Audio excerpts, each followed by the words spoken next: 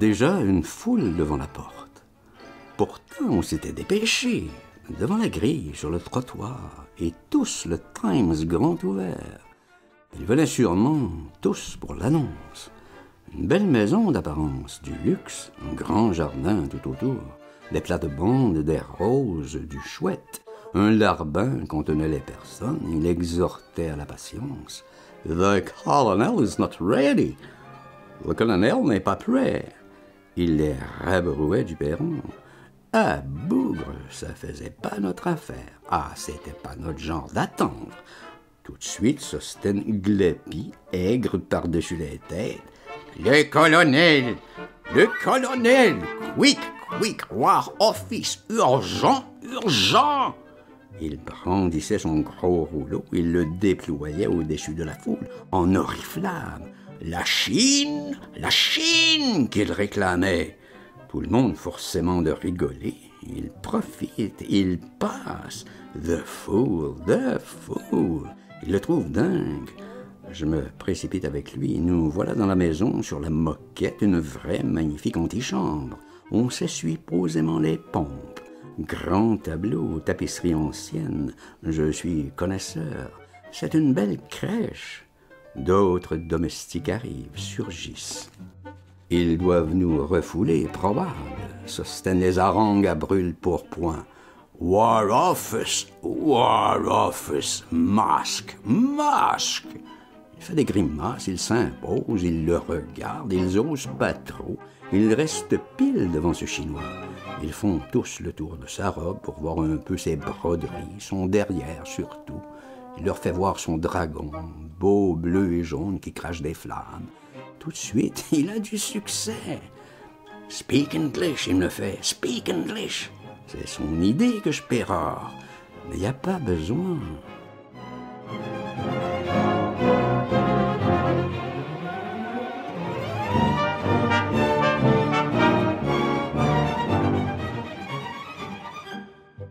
Une toute jeune fille, une fillette jolie alors, un amour, une blondinette, une charmeresse.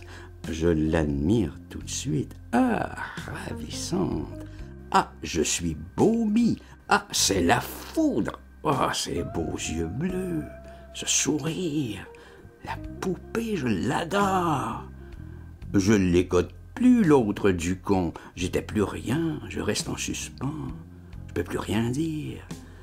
Si j'avais pas ces horribles fringues, la honte me saisit.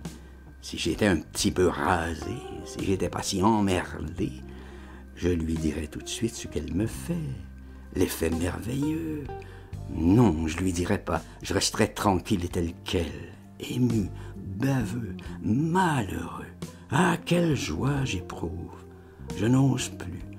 Ah, qu'elle est belle.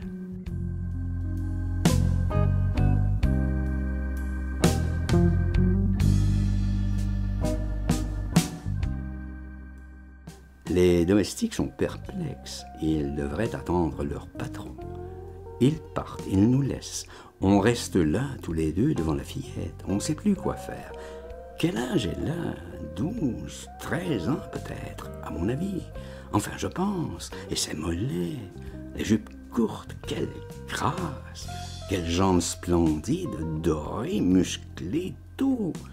Elle doit être sportive. Ça me fait toujours l'effet terrible.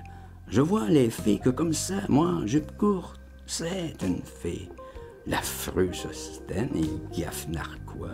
Il me jette des clins d'œil. Il devrait la regarder, lui qu'à genoux, se prosterner, demander pardon. « Uncle, oncle !» Elle parle de même. Elle appelle son oncle. Quelle voix, quel cristal. Ah, je suis épris.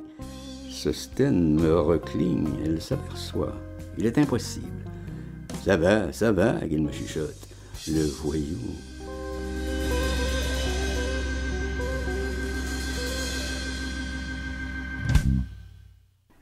The colonel is coming. Il est annoncé. Voilà le colonel. Virginia. Il s'avance vers nous. Il parle à sa nièce. Ah, elle s'appelle Virginie. Comme c'est joli, Virginie. C'est un replet, ce colonel, plutôt bouffi, comme ça, tassé. Il ressemble pas à mon désentrée. Il a le gros derrière, la petite tête, il fait boule dans sa robe de chambre. Des petits yeux perçants, une grimace, un tic qui lui passe continu d'une joue à l'autre à travers le nez. Il grignote, un tic de lapin.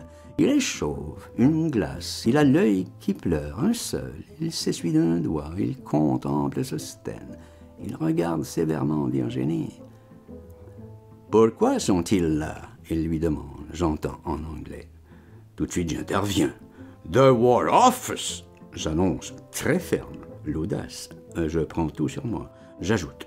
« The engineer speaks only French. » Je désigne Sostène Orodiancourt. « Oh, but it's a Chinaman. » Il est surpris, c'est un Chinois. Là, alors, du coup, il s'amuse. Il regarde l'oiseau de haut en bas. Sostène Dotor déploie ses plans, ses rouleaux. Il extirpe de sa belle robe jaune encore d'autres paperasses. Ah, ça commence à le distraire, ce colonel pas commode. Il laisse Sostène jacasser. Il l'encourage même du geste. Il nous fait passer au salon comme des véritables invités. Il nous précède. J'ose pas m'asseoir. Et puis j'ose. Quel fauteuil madoué. Je m'effondre. Capiteux monstre, colosse d'éponge, fatigue bue. Sostène boniment toujours, il s'agite au beau milieu, il s'est pas assis, reposé à rien. Il gesticule, harangue, postille, il brandit son Times à présent, la page des annonces. Vous me comprenez, mon colonel, votre offre, n'est-ce pas, c'est mon affaire. Vous êtes bien d'accord, moi, compétent 100%, moi. Il parle que de lui, il se frappe la poitrine, est fort, il a peur de ne pas être compris. Puis il va regarder à la fenêtre. Il montre au colonel ce monde, tous ces gens là-bas qui piétinent à plein trottoir. Il n'en veut plus, hein, ça alors il est formel, il supporte pas la concurrence. Mon colonel, tant pis, je vous le dis très franchement, il faut que tous ces gens s'en aillent, ça ne peut pas durer. Ah vraiment, il préfère partir. C'est moi ou c'est rien, mon ami. Allons, partons. Il m'emmène. La dignité. Tout le monde rit, même les domestiques. Tout le monde le retient par ses basques. Non, sir. Il a gagné. Il est trop drôle. Le colonel veut rire encore. Il le fait aller, courir, revenir, enlever, remettre son chapeau, tout ça dans le salon. Une comédie.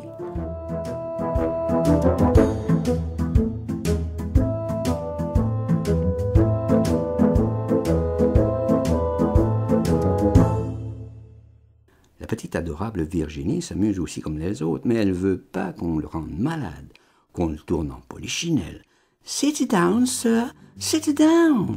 Elle l'invitait à s'asseoir. Ah, mais l'oncle, lui, voulait pas. Il voulait toute la séance, avec la robe, le dragon, tout. Sostène s'apercevait de rien. Il racontait toute son histoire, chemin faisant, à la galopade, tout en faisant le pitre. Ses prouesses aux Indes, ses trésors découverts, perdus, ses déboires avec la Gem Company et bien d'autres choses comme ça, tout en paradant. Ses rénovations techniques, les véritables bouleversements dans les transferts électrofuges, tout ce qu'on lui devait dans les sciences. Son oscillatoire à Pirette précisément pour les gaz, son détecteur au millionième, tout ce qu'il avait pris comme brevet à Berlin dès 1902, tout ce qu'on lui avait dérobé. « Drinks !» commande le colonel.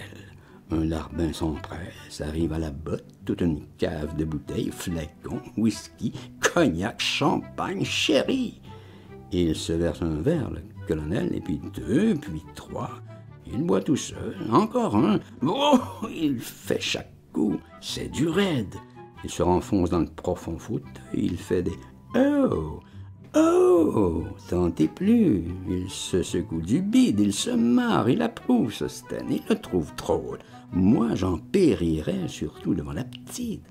Il m'envoie encore des coups d'œil. Je voudrais qu'elle se tienne mieux. Va te faire foutre, il est en plein boum. Je peux me flatter, mon colonel, d'être l'homme exact qu'il vous fallait. Je ne crains pas de l'affirmer. Menez-nous au laboratoire, vous m'en direz des nouvelles. Ah, que voilà de la vraie gaieté, de la bonne et fameuse. Le colonel est bien content. Il se tape sur les cuisses, il exulte. Sostène, au milieu du salon, n'en perd pas un pouce. Il recommence sa démonstration. Les larbins doivent rien comprendre. C'est un pitre, voilà. Tout ce qu'il dit est coupé par les rires. Il est heureux de son succès. Bonne composition. Le colonel lui offre un verre. Il refuse tout alcool. Pour lui, ce sera du soda, du simple soda. Je vais jeter un coup d'œil dans la rue. Les candidats piétinent toujours. C'est une foule et c'est pas fini. Il en arrive toujours d'autres. L'annonce a intéressé. Ils ont tous le Times sur la tête. Il pleut à présent, ça ruisselle. Il faudrait que quelqu'un les renvoie. Il faudrait un peu de décision. Et le colonel se décide pas. Il examine encore Susten. Je me demande s'il comprend le français. Il vide un autre verre de whisky. Oh! Il souffle comme ça, loin dans la pièce. Ça doit lui brûler fort la gueule. Enfin, toujours, il ne nous vire pas, c'est le principal. Je pèse pas lourd. C'est malheureux que Susten aboie, se montre aussi tapageur. Je voudrais être petite souris. Je resterais là, planqué, toujours.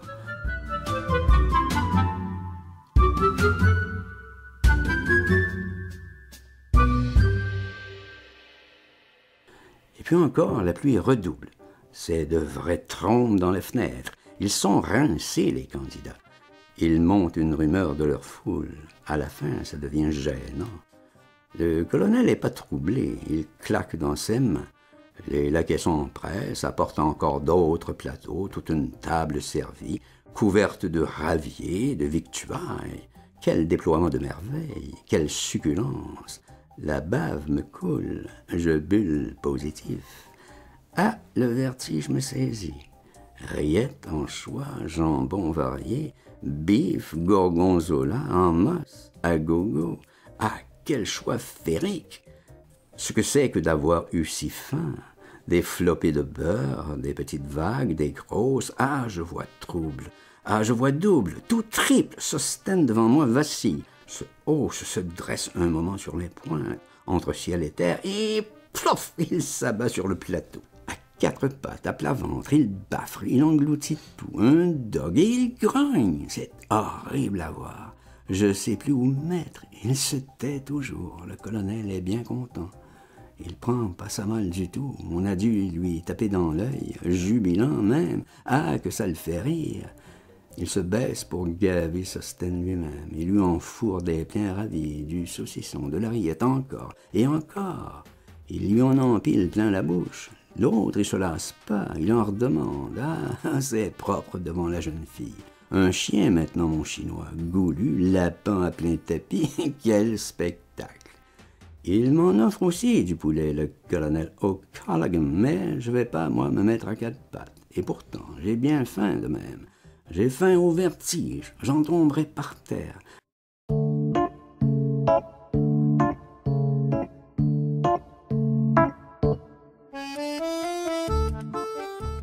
Mais je cramponne, je toucherai à rien, ni couché, ni assis, ni debout. Je veux plus manger devant ma merveille. Mon irréel, mon âme, mon rêve, je palpite, je tremble.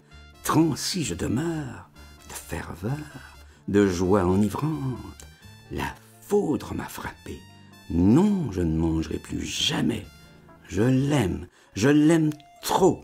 Mastiquer là devant elle, goinfré comme l'autre. Il ose ce cochon. J'en mourrai, tant pis, je mourrai pour elle, de faim. Mais ma divinité, mon âme, c'est elle qui m'offre un sandwich, 2, 3. Puis-je lui dire non? Elle me prie, elle me sourit. Je cède, je suis sans force, je cède. Ah, je suis vaincu.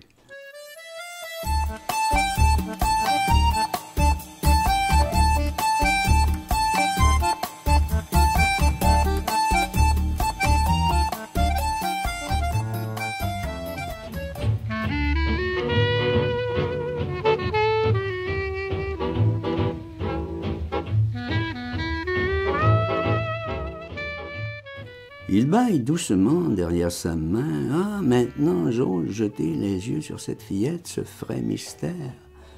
Grand Dieu, qu'elle est belle! Quel ange! Quelle gracieuse douceur! Et quelle mignonne malice aussi! Je lui fais un petit signe que Sostène parle vraiment beaucoup. Ça, c'est osé déjà de ma part. Elle me répond par un petit geste. Elle est bien aimable. Laissez-le, l'oncle s'endort. En effet, l'oncle s'assoupit.